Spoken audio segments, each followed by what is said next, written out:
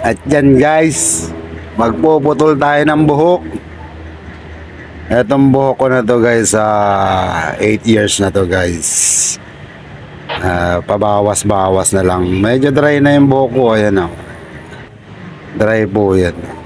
Bawasan ko yung dulo. Tingnan natin kung ano kalalabasan yan.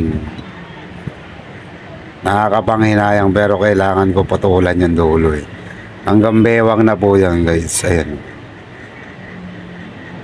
Hanggang bewang ko yung ano na yan. Yung buhok ko na yan.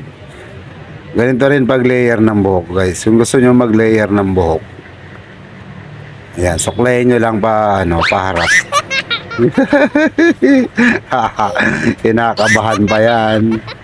Kinakabahan pa. After 8 years guys, talagang ngayon ko lang ba puputulan tong buhok ko na to. Nakakabahan ba ako nyan guys? Kunwari mayabang pa sa video.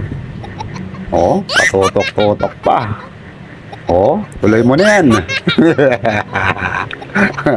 Talagang kinakabahan ako guys. Ayan, sige, diretso na natin yan. Kailangan putulan kasi yung dulo eh. Dahil nagbubuhol-buhol guys, at saka manipis na. Manipis na yung ano ko na yan, buhok ko yung dulo. Kaya putulan na natin yan. Oh. Dalawang dangkal siguro yan guys, yung haba niyan. Yan, ganyan din po pag layer ng buhok. Ayun o, bikat na po yan eh.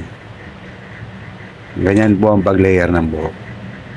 Kung ayaw nyo magpagupit sa barbero, sa parlor, nagtitipid kayo, katulad ko. Ganyan gawin nyo.